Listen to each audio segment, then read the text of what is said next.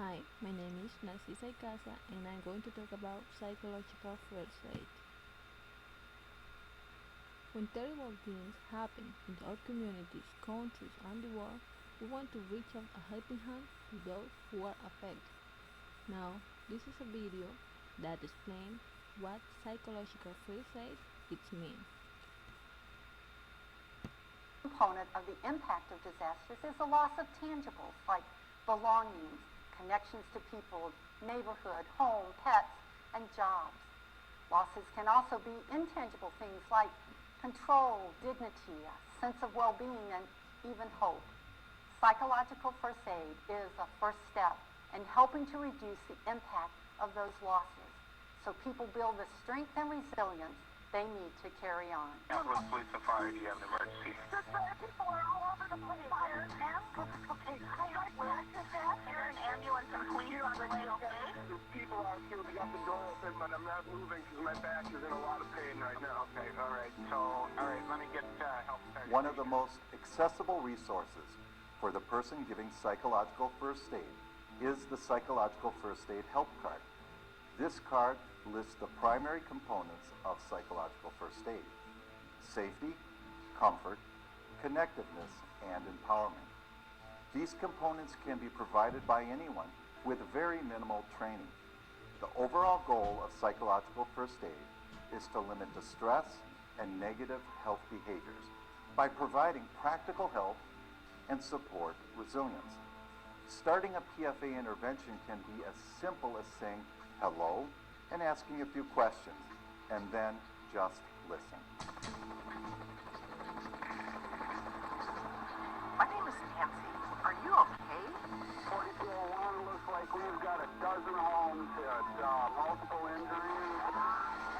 4201, I copy. Safety needs differ in each disaster setting, and for many people, safety is both physical and emotional. The first step in psychological first aid is to provide a safe place physically and emotionally. Listen to what people say. They will be giving you signals of how they define their most pressing needs. Do your best to give them what they want. I can't find my family. Where's my dad? I know you already told me this. I just don't understand. Who is in charge?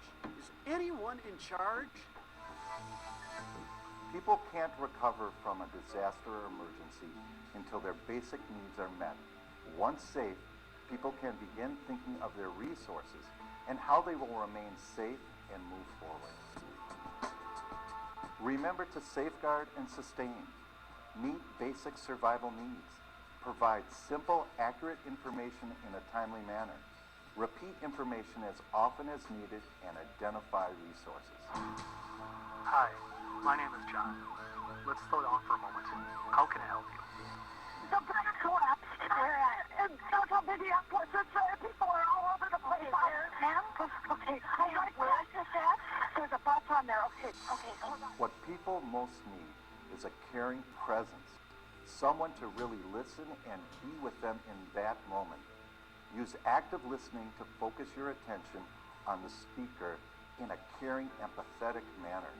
This means showing respect and not interrupting them or asking questions for your own curiosity or sharing your own personal experiences.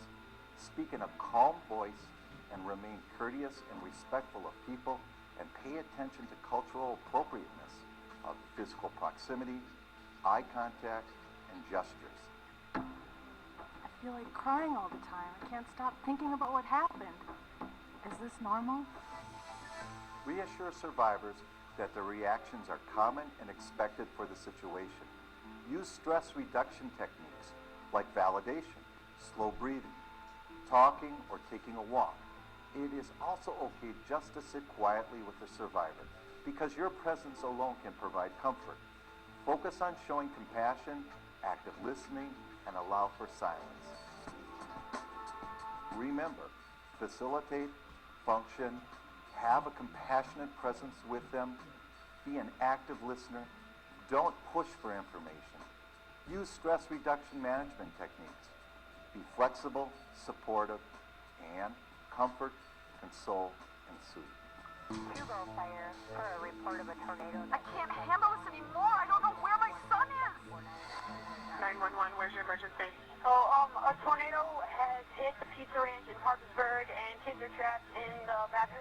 The need to connect with loved ones can supersede all other needs. You may need to continue to provide a safe response, give answers to their questions, and ask them what they need. Help with issues of reunification with family and pets. Connect to resources like local faith-based organizations or volunteer groups. Reuniting people with loved ones is often needed to provide a sense of safety, calm, and comfort. For children, it is important to help them find their family or pet to assist with calming and soothing. It is also important to reunite family members who were not directly involved in the tragedy to reduce their anxiety. Ask survivors what they need. Remember, this is not your disaster. It's not about you.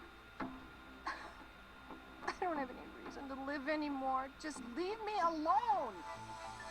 This would be a sign that immediate referral to a mental health professional is required. When in doubt, consult. Inform them about resources that are available at school and in the community. Connect them with people they would naturally turn to for comfort, support, like family, friends, and clergy. Remember, help connect friends and loved ones. Keep children with relatives. Ask questions and make referrals as needed. Everything was just destroyed. Neighbors are all over the Here's some information to help you and your family. My wife called and said, our house is gone, and the garage was gone. Immediately after a crisis situation, individuals may feel and act as if they have no control over any aspect of their lives and are not able to identify what they can do for themselves. The responder may need to repeat disaster information several times. Provide as much information about what individuals can expect without making promises. Once they have that information, they're directed to sort out their priorities and plan how to implement them. Make sure they know how to register themselves, where bathrooms are located, where they may find food and water, or where new information will be posted. Some people need direction, while others have a good understanding of their needs. Guide those who need help and validate those who don't. Remember, action, educate. Clarify disaster information. Engage individuals towards the act of meeting their own needs. Guide toward what to expect. Teach resilience. Work toward normal life activities, and remember to exercise.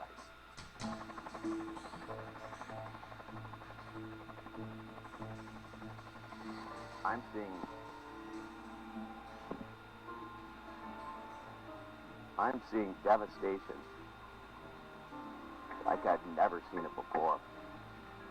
Those who provide psychological first aid in times of crisis will be exposed to sights, sounds, smells, and experiences that take a toll on their health. You've been very supportive with victims and families. These strategies can also be helpful to you too.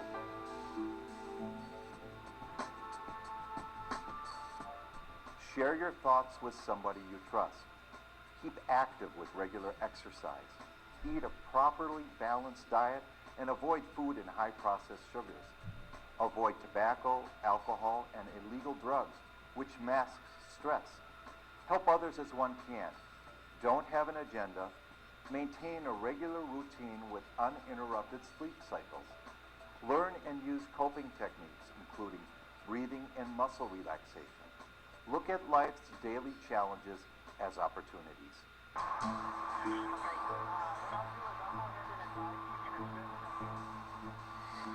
Self-care is very important.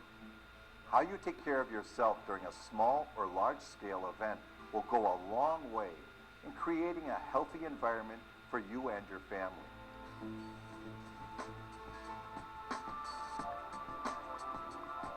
Check your readiness to respond before you accept a disaster assignment.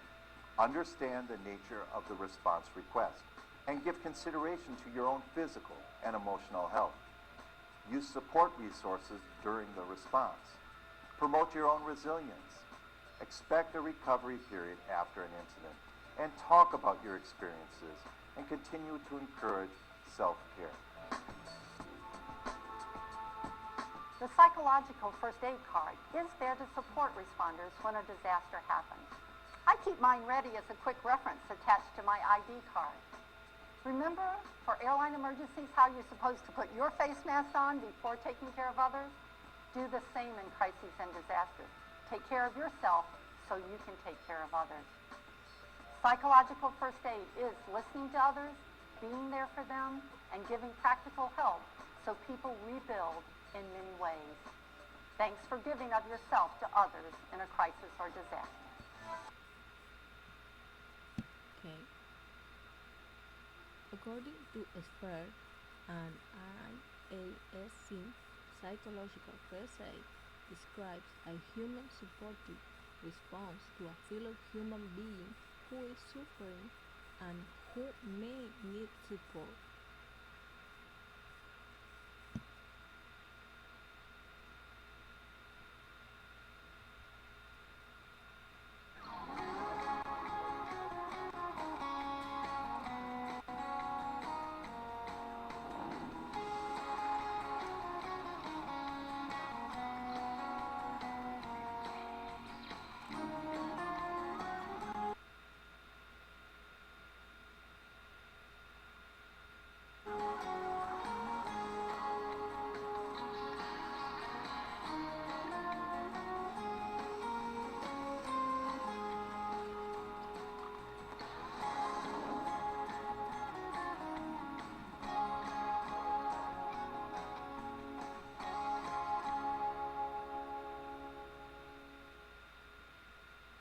Hello, I'm David Forbes, and welcome to this program on natural disasters and psychological trauma. Natural disasters such as bushfires, floods and cyclones are regular occurrences across coastal and rural Australia and cause more than $1 billion of damages each year. But apart from the damages to homes, businesses and infrastructure is the human impacts, which is death, injury and significant psychological and emotional impact on individuals and families. Recent events across Australia highlight a need for a continuing and improved capacity among health and other support workers to deal with the psychological impacts of natural disasters. For many of those workers, this is both a professional and a personal issue. In 2009, we produced 2 DVDs based on the Australian guidelines for the treatment of acute stress disorder and post-traumatic stress disorder. Following the bushfires of that year, the Rural Health Education Foundation distributed almost 20,000 copies to health practitioners across Australia. The community DVD, Recovery from Trauma What Works, won an International Health Media Award. Since the development of these DVDs, Australia and its neighbours in New Zealand and Japan have been rocked by a series of terrible disasters. The program you're about to watch includes the original program aimed at health practitioners, which describes and demonstrates the Australian guidelines and their practical application. Our new program includes leading trauma experts such as Professor Brett McDermott, who will talk about the application of the guidelines following natural disasters to children and adolescents, and Professor Richard Bryant, who will relate the guideline recommendations to the aftermath of natural disasters. Firstly, let's hear from Brett McDermott.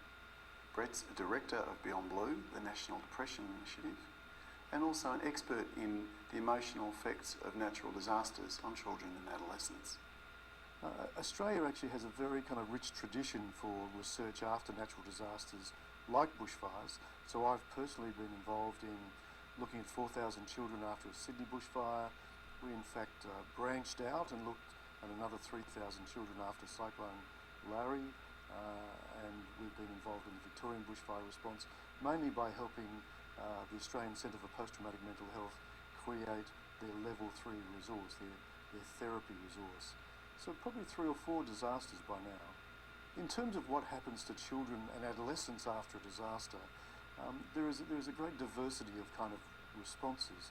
We do know that very early on, in the first weeks or even up to 3 months after a disaster, then distress in its various forms is actually very common. An important thing is that most kids actually resolve all by themselves without any.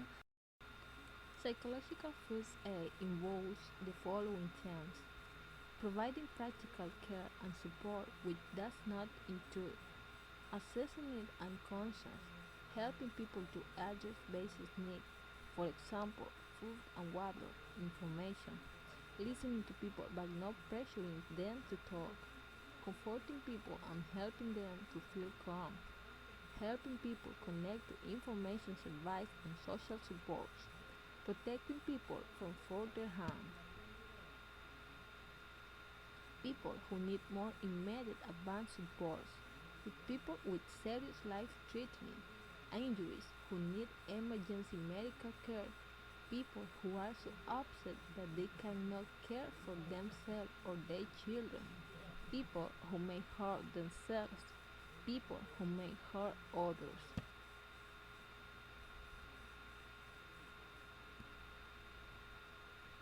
Now, when you take on the responsibility to help in situations where people have been affected by a distressing event, it is important to act in ways that respect the safety, dignity, and the rights of the people you are helping.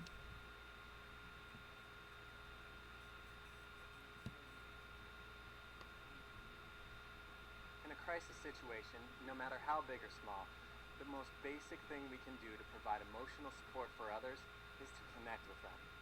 While it's easy enough to connect with friends, family, or coworkers, often we might hesitate to connect with those in our neighborhood.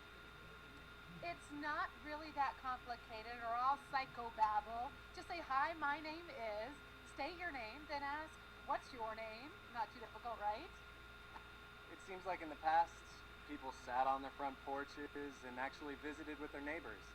When I was a kid, I remember doing that with my parents. I do too. And I remember it being fun. But all too often today, we pull our cars into the garage and let the garage door close behind us. Guilty. And that's about as close as we get to visiting our neighbors. But think about it, in a major disaster, they might be the same people you need to turn to for some help. Excellent point. So when we reach out and engage those around us, including our neighbors, it'll make it a lot easier to help them when they're in need. Here's an example. Let's say there's been a pandemic flu outbreak, and we have been directed to stay confined in our house for several days. To some, this might be a quite stressful proposition, but it's easy enough to pick up the telephone and start a conversation with a neighbor. It takes the mind off their stress of being in the house.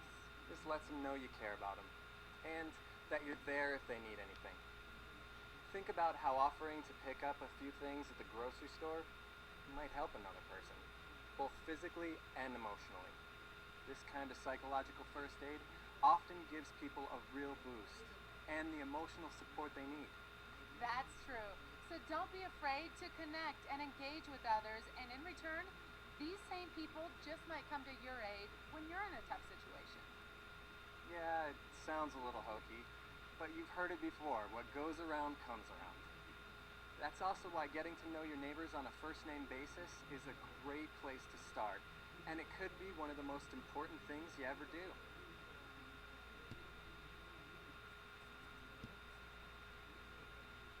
Okay, this is another video that provides more information.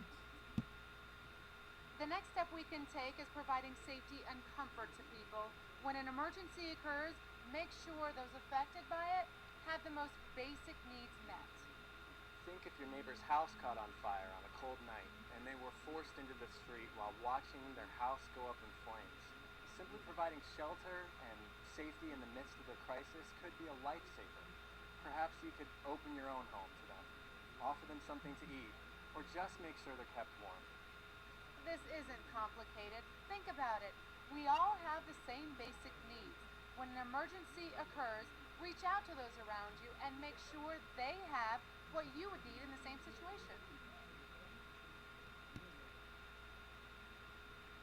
Okay. Psychological first aid is part of a broader response to large humanitarian emergencies. When hundreds or thousands of people are affected, different types of emergency response measures take place, such as search and rescue operations, emergency health care, shelter, food distribution, and family tracing and child protection activities.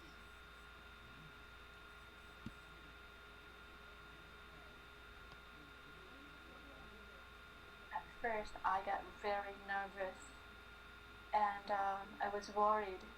I became really worried about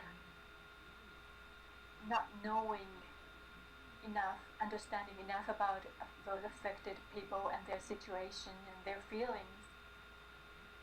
Around the world, a wide range of distressing events happens every day. Wars, natural disasters, accidents, and interpersonal violence. When these things happen in your community, it's natural to want to reach out and help those who are affected. As a person in a position to help others who have gone through a distressing event, you may feel anxious or be at a loss about how to act or what to say to others. Learning psychological first aid, or PFA for short, can enable you to help others and care for yourself. The PFA Field Guide, produced by the World Health Organization and its partners, provides humane, supportive, and practical help to fellow human beings suffering from crisis events. It offers a framework for supporting people in ways that respect their dignity, culture, and abilities, and provides both social and psychological support. PFA is not professional counseling, and it is not something that only professionals can do. This means anyone, including government officials, development stakeholders, community workers, and perhaps yourself, can provide PFA. The first principle is to look. This includes checking for safety for people who have obvious urgent basic needs. The second principle is to listen. Approach people who may need support and be sure to ask about their needs and concerns, what is really important to them. The third principle is to link. Link people to access the services and supports that help them to address their basic needs. Lastly, and most importantly, when providing PFA, it is essential to take care of yourself and your colleagues. Only by caring for yourself first can you be helpful to others. With these principles and approaches in mind, you can be an effective PFA provider. So what should a helper do? A helper should respect people's rights to make their own decisions. A helper should be aware and set aside their own biases and prejudice.